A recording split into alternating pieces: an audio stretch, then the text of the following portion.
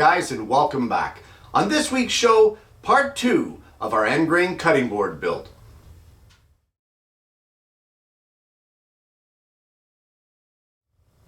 Well, when we left last week's show, we had all the glue ups left in the clamps and everything was drying up, and everything looks great. Both of the glue ups look fantastic. There is a little bit of irregularity between the maple and the walnut.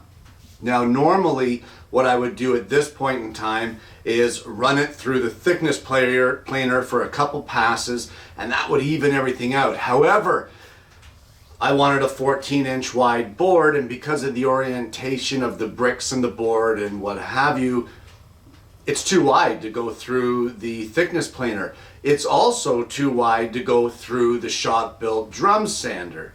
So it's time to break out the hand plane and set it to just a light skim. You're almost scraping it, and even out all of that glue up between the walnut and the maple, because that flat top and bottom surface, that ends up being your glue surface, and you want a nice mating surface to glue together with. So let's go over to the bench and see if we can't level these out with a hand plane.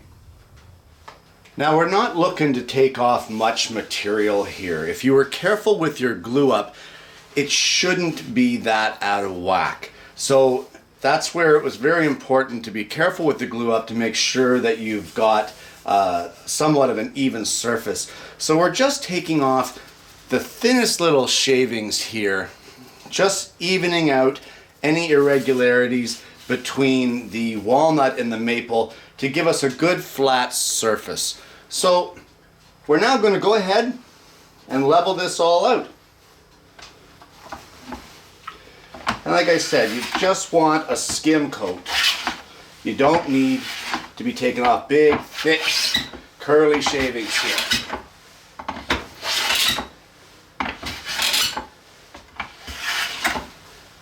And once we get that done, we'll move on to the next step.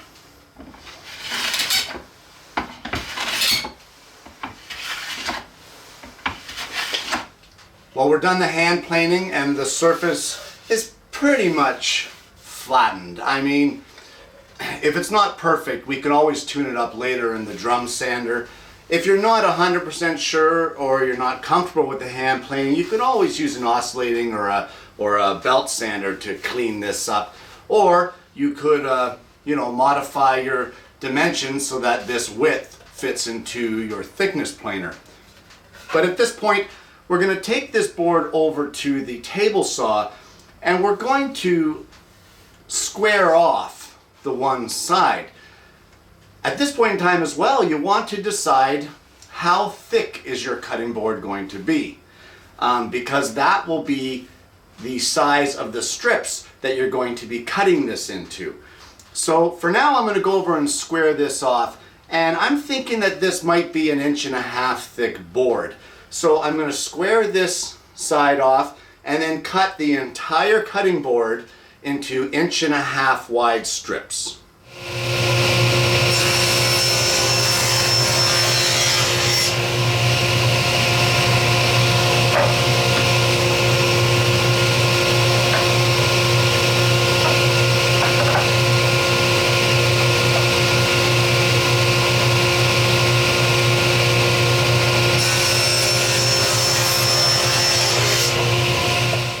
Well, at this point now, you should have something that looks a little like this. In fact, it should look a lot like this. And what you need to do is take each piece and flip it up onto its end. And now, this is going to be your end grain of your cutting board. It doesn't look like much of a brick wall, but that's because at this point you also need to take every second strip and turn it completely over on itself, just like this. Now we're looking a little more like a brick wall. But we need to get this end grain mortar in between each one of these block layers. So how do we go about that? Well, it all starts off with cutting a strip out of this maple glue up that we did. Well, we have our maple glue up here, and what we need to do at this point in time is square off the end of it, just like we did with our other glue up, and we need to rip some strips of this at 1.5 inches wide, or whatever you determined the thickness of your board to be. So if your board is 1 inch thick, then it has to be 1 inch strip. If it's 2 inches, then 2 inches. Whichever the dimension was that you chose for the thickness of your strips, that is the dimension that you are going to cut here for your maple strips. So go ahead and cut a few of these, and then come back and see me, and we'll go on to the next step. We have a few of these strips cut here for our horizontal mortar in our cutting board, but this is an end grain. So of course we flip it this way, and now it becomes end grain. However, it's way too thick for the mortar. We decided earlier in the build that our mortar was going to be 3/16 of an inch. So now we need to take these pieces, and in this configuration, the way that we have them lying here, we need to resaw them at just a little more than 3/16 of an inch. And from there, we can thickness sand them in our shop-made thickness sander down to our required 3/16 of an inch, so that they fit as our mortar joints in our cutting board. So I'm going to take these over to the bandsaw and resaw them, and I'll come back and see you.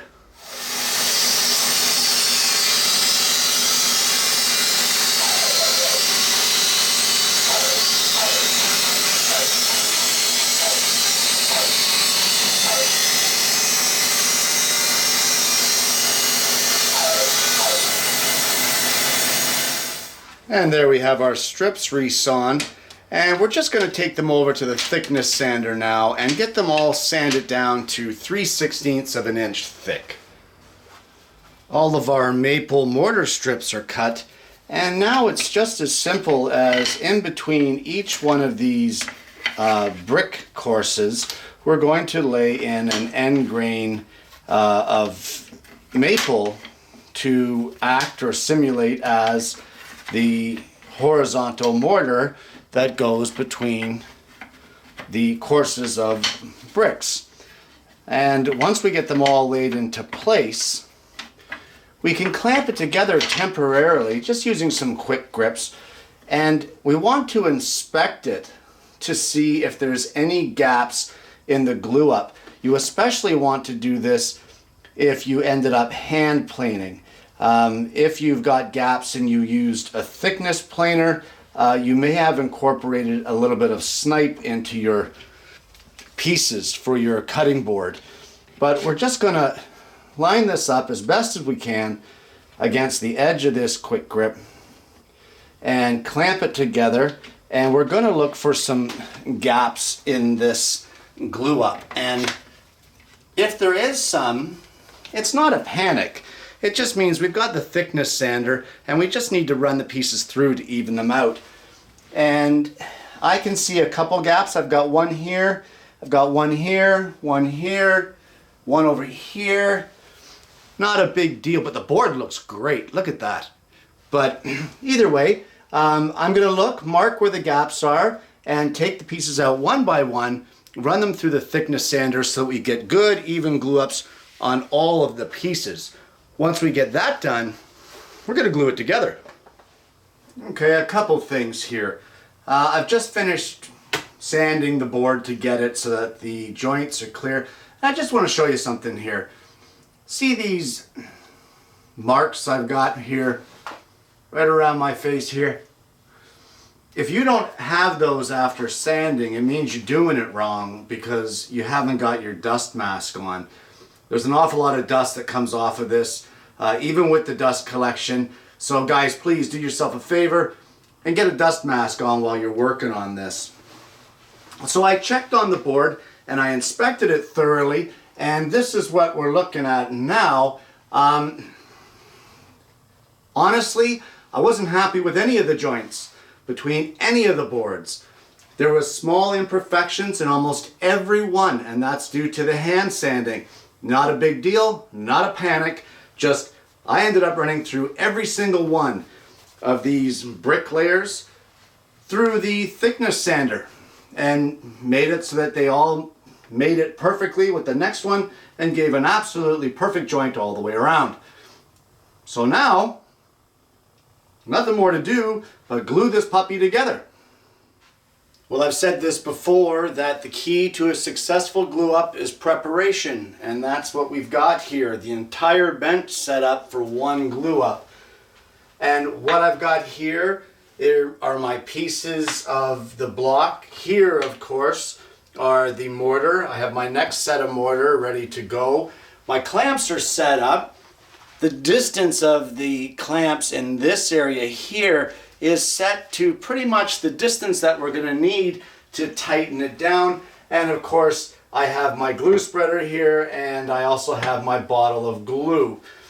We're ready to go. And because of the length of the glue spreader, we're only going to do this 5 slats at a time, but type on 3, longer open time, will be just fine with that. So let's go ahead and get this thing glued up.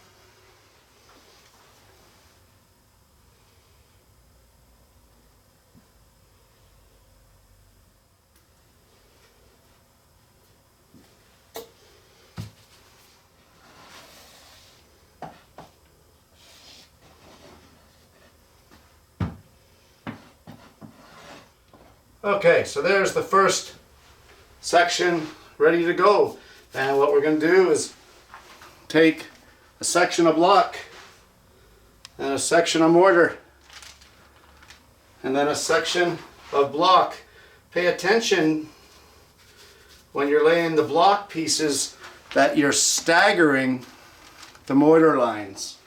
If you don't stagger those mortar lines, you're going to have a problem. And then the next layer of block and the next layer of mortar.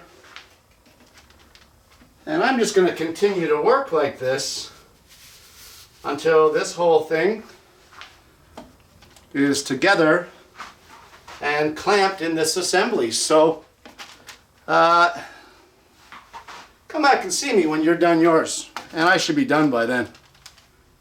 Okay, so that glue up is done.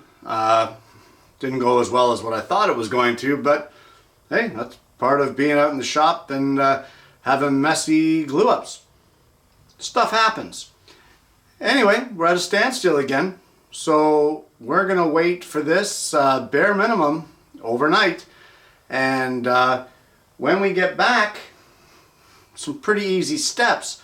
But what we can do is we're gonna wait an hour, and just like we did with the other glue ups, we're going to scrape off all the squeeze out on this one and clean it up and then clamp it back up overnight.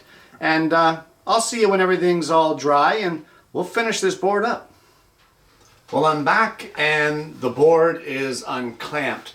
Now there's a lot of uneven surface here now that we need to take care of because the glue up isn't going to be perfectly flat right off the bat.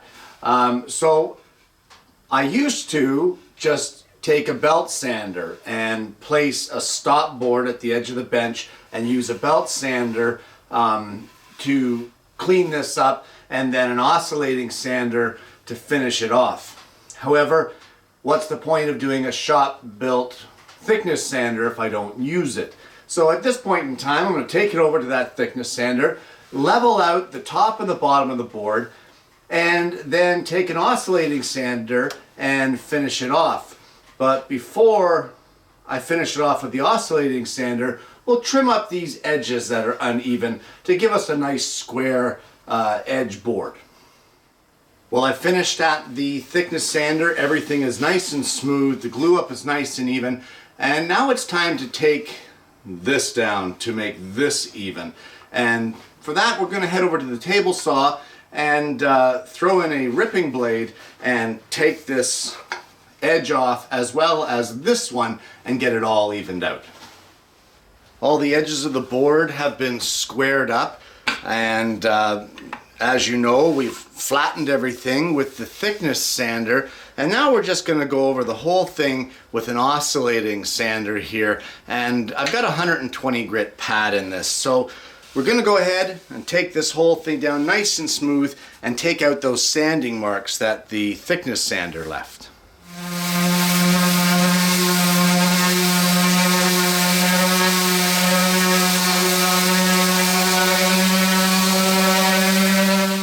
We've got the board all sanded up, and there are an awful lot of sharp edges around the corners of this board, and it is a hardwood, so it won't be long before, while using this, you end up slicing your fingers open.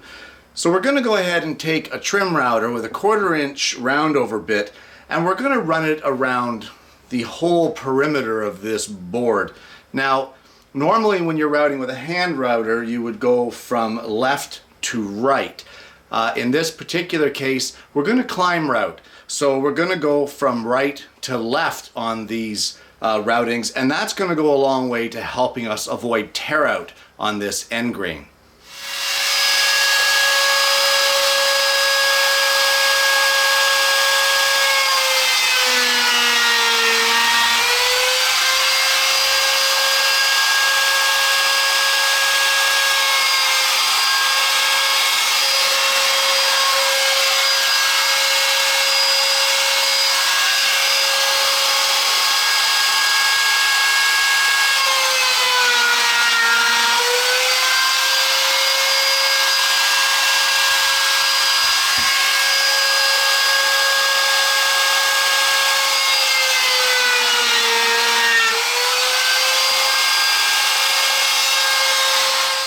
And now that the board is all rounded over on these sharp edges, we're going to give it a good hand sanding. So go ahead and do that, and we'll carry on from there. Well, this next step is optional, and it's up to you whether or not you want to do it, but I would like some finger grab grooves in the side of this. So it's not rocket science. I've got the router bits set up, and I've got a start block, and what I'm going to do is start at the start block, push it into the bit, run it to the other side, and then out, just like that. And that should give us a nice finger grip groove here in the side of the board. So I'm going to go ahead and do this, and we will go from there.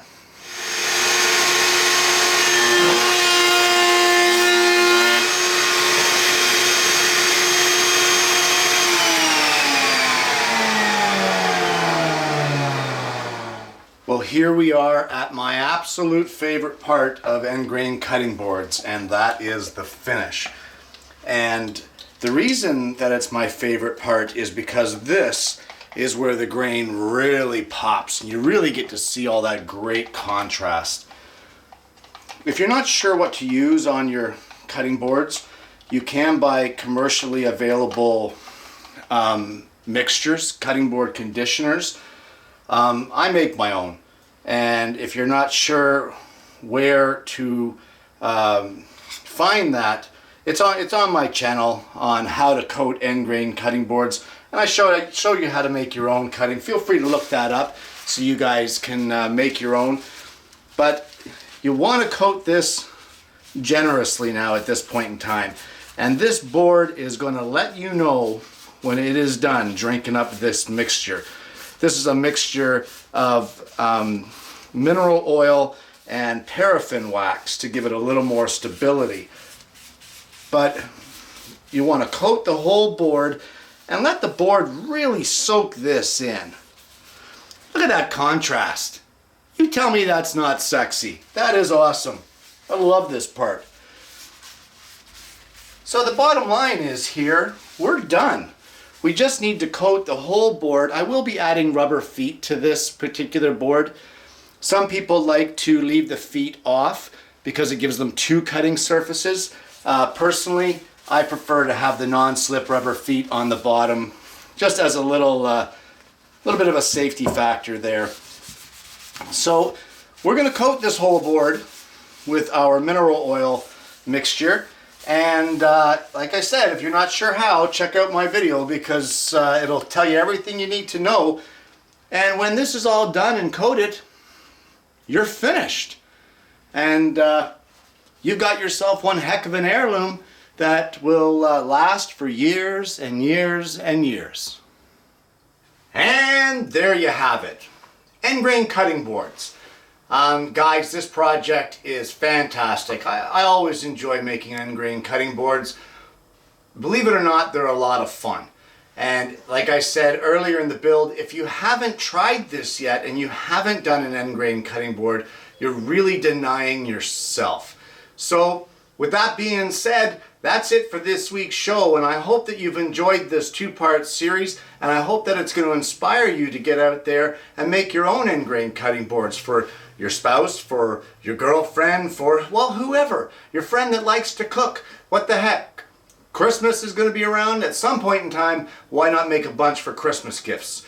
Guys, thanks for watching, and I'm going to see you again next week with yet another woodworking video.